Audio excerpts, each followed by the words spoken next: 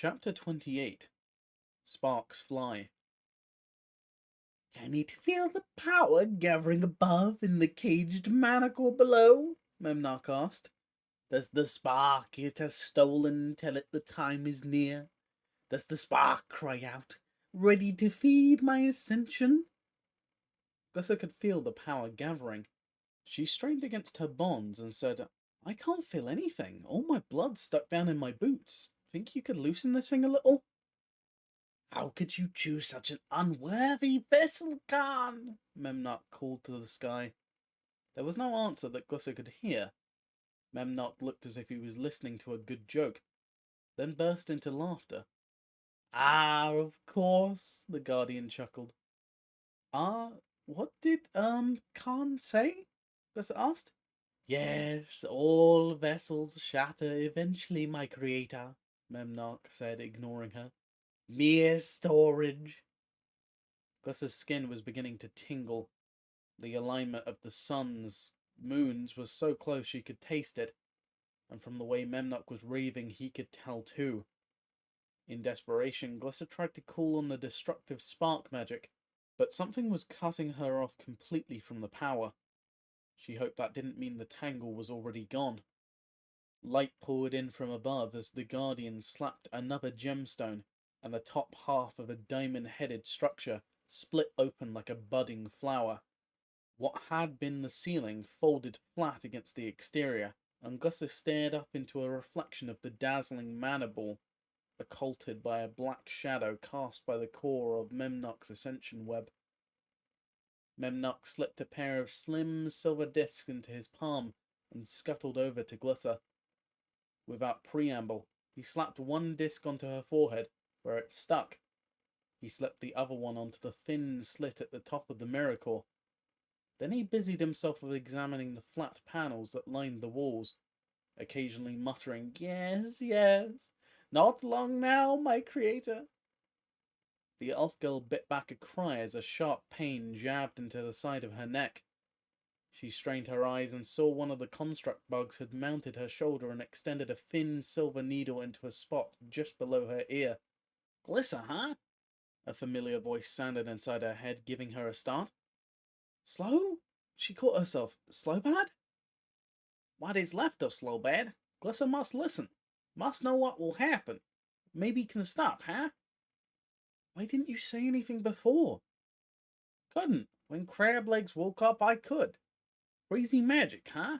Did you see the needles? Needles? An image of the strange spires that dotted the surface flashed unbidden in her mind. Those needles. Seen them, huh?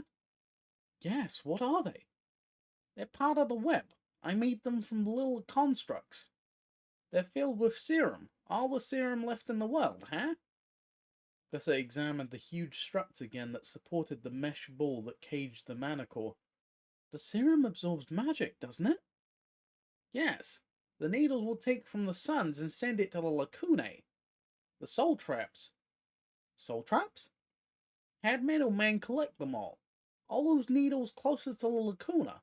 Those ones are hollow. He needs the souls to charge serum.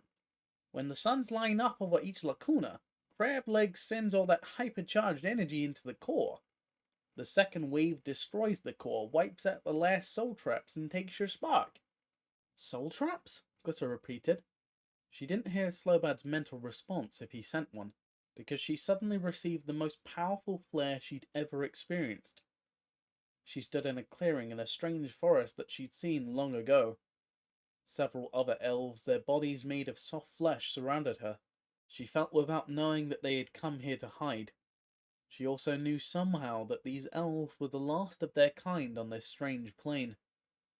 Suddenly the elf closest to her disappeared in a flash, and within seconds the others popped out of existence one by one. Finally a bright white light swallowed Glissa whole, and the flare world vanished. Crazy streaks of colour flooded her vision next. Flashes and streams of energy streaked past in an impossible speed. She could not feel her own body, only the sensation of constant acceleration. Faster, faster. The silver globe of Mirrodin appeared in the center of a light show and grew rapidly, and filled her vision entirely. This was Mirrodin free of life, covered in odd geometric shapes. Unable to slow herself, she rapidly approached the surface, then veered off towards the snarled mass of silver that she realized was the Tangle. Only this ancient forest did not yet contain a hint of green.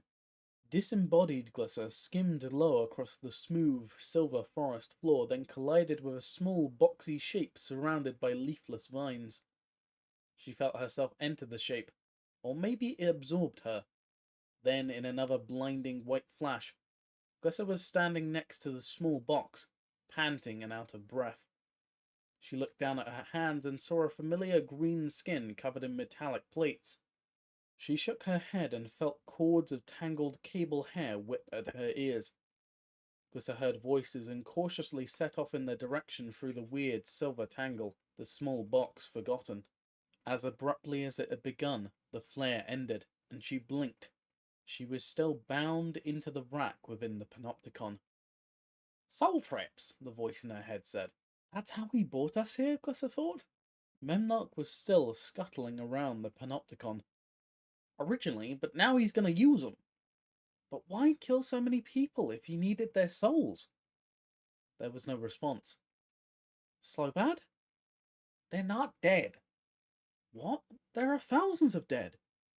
No, a voice rang in her skull. Bodies fall and don't work, but their souls can't go anywhere. It's ghastly. What happens when he drains the traps?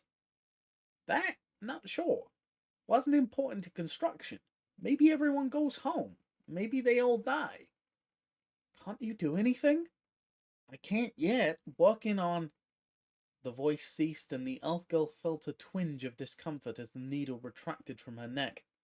Memnock had finally stopped fussing with all his controls and crystal panels and now clapped his way over to Glisser.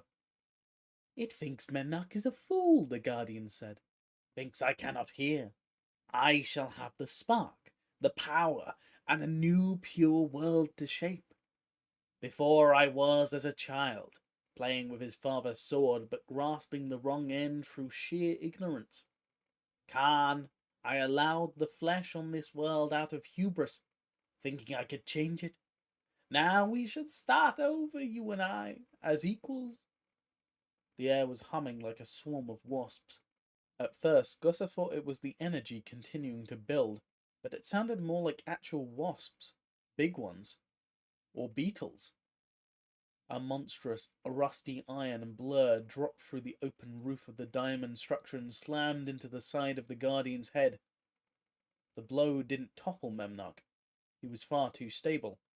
But it surprised him enough to make him momentarily forget the elf girl.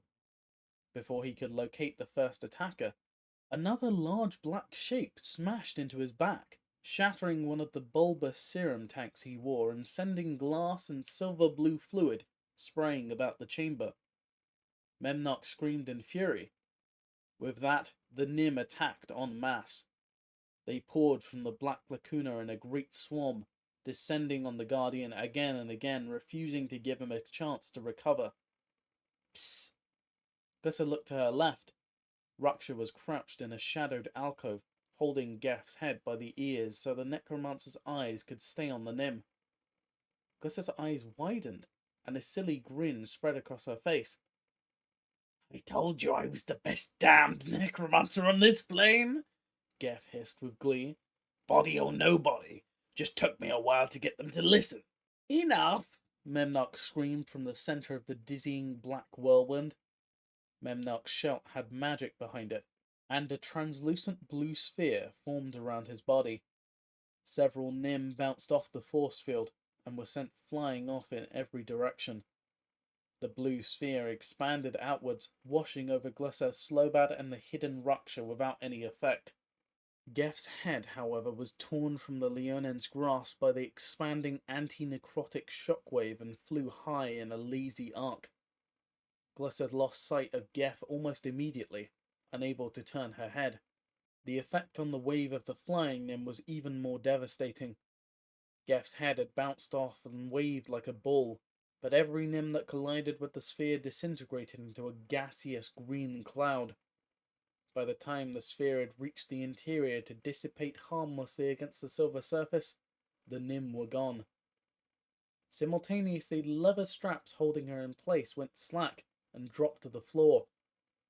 Glissa felt a sudden surge of power as the restraining magic released her, and she stepped out of the rack on unsteady legs, not sure what had just happened. "No!" Memnock bellowed, and the crab ran to Glissa once more.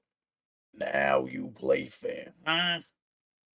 The voice emanated from millions and millions of tiny, insignificant builder constructs. Memnock skidded to a stop just in front of Glissa, staring at the silver sky above him. With a quick glance at Raksha, who nodded, Glissa launched herself at the mirror core as the Leonin dove into one of the Guardian's spindly legs. The Guardian howled with rage as all around them his plan did its best to come to fruition without him. The air was thick with the odor of ozone and the vibration that Glissa could feel in her bones more than she could hear. The elf girl grabbed hold of the mirror core and yanked down with all her might, but the chain was too strong and didn't give. Glissa felt warm blood flowing into her hands as the edges of the talisman sliced into her skin, but she refused to release the mirror core. At the same time, Raksha collided with Memnock's leg, which buckled and folded under his body weight. The combination of suddenly losing one corner of his support and the violent downwards pull Glissa exerted on the miracle was too much to take. Memnock toppled over and fell sideways onto the lift desk that had carried the elf girl into the chamber in the first place. The round metal plate dropped under the Guardian's weight, as power continued to pour into the web with nowhere to go. Memnock roared from below as the disc reached the floor to the foyer level. Glissa heard a series of clacks and clangs as he opened the doorway heading out. The elf girl let out a battle cry and jumped feet first into the hole, Raksha landing with a clang and a little more grace beside her. They tumbled out onto the occultation desk and scrambled after the Guardian onto the surface into the humming air before the mana core. Magic surged and made her bones hum. Glissa could barely hear herself think, but she didn't need to think to get her hands on the mirror core. Glissa and Raksha charged towards Memnock side by side, till the millions of watching gemstone eyes that encircled the ascension web, they looked like suicidal insects attacking a hungry Vorak. Memnock continued to scream and rage, his fury no longer expressible in words. The last-minute breakdown in his plan seemed to have driven the Guardian completely mad. Glissa wasn't listening anyways. She was stretching her mind out to the tangle. "Raksha, stay back," she said as they barreled towards the Guardian. "Not a chance," he replied. "Sorry, someone's got to get back to the surface and tell them what's happened. You're the only one who can do it now," Glissa said. Before the Leonin realized what was happening, Glissa spun and landed a solid punch on the Leonin's muzzle. He dropped in mid-run and rolled to a stop, unconscious. Glissa, still running, whirled and continued headlong into Memnock, who had his fist in the air, imploring the wild energy all around the interior to enter his body. "You want the spark?" Glissa yelled. "Then you can have it." The elf girl vaulted into the air from a dead run, her skin tingling with suppressed spark energy and tangle magic, and finally released the destructive power into Memnock's face. His new metal body writhed under the emerald fire, and the Guardian clawed the air, screeching in agony, still channeling the destructive energy. Glissa slammed into the Guardian's chest and dug her claws into his silver skin, which melted under her touch. Memnock brought up an insectoid leg and swiped at Glissa, who had to release her grip to dodge the blow. She lost her concentration and swore as she felt the destructive energy fizzle out. Somehow Memnock still stood. The two combatants circled each other warily. Memnock moved slowly and smouldered, his shiny new form blackened and scorched. But the blast of destruction had only weakened him. The remaining serum tank on his back started to glow and pulse, and he turned to close on Glissa. The elf girl tried to get around him, but she was too near the edge of the occultation desk. Memnock raised his humanoid hands, which began to glow. as the Guardian summoned his own destructive spell. This was Glissa's chance. When the Guardian shouted his incantation, she ducked under the raised arms, seized the mirror core in slippery, bloody hands, and jerked it free, breaking the chain from which it hung. She dove under Memnok's torso and through his arachnoid legs, emerging on the other side and onto her feet in one smooth gymnastic motion. Dizzy, she turned back to face her foe. Memnok lumbered around to face her. Their positions suddenly reversed. Using every ounce of will she had left, Glissa drew in the power of the tangle above and felt spark energy reignite. She raised the mirror core in both hands and slammed it flat against Memnok's chest, pouring green destruction through the ancient artifact and into the Guardian, who now had no flesh to resist her power. Memnok screamed anew. The Guardian, his spell forgotten, stumbled back. Glissa pressed forward, pain beginning to blossom in her forearms as the mirror core melted into the Guardian's silver skin. The artifact fused with Memnok's metal body in blazing heat. Glissa still had the mirror core firmly in her grasp when Memnok's two rear legs slipped from the edge of the disc. Memnok didn't stop screaming until the entangled enemies passed through one of the wide openings in the mesh sphere and plunged headlong into the mana core. Though his mouth hadn't spoken a word in years, Slobad screamed when Glissa and her nemesis fell into the mana core. He saw Glissa die from 1,000 different angles and points of view, each one causing him to scream more. The only friend he had ever had. But Slobad didn't have time to scream anymore. The intricately planned ascension web was still operating as designed, despite the deaths of the two beings that were supposed to be on the receiving end. Slobad watched from his bug construct's eyes as their web sent more and more magical energy into the mana core, which started to glow brighter and brighter until even his remote crystal eyes couldn't stand the glare. As the mana core reached its limit, something no being on Mirrodin had the power to change, even Memnok.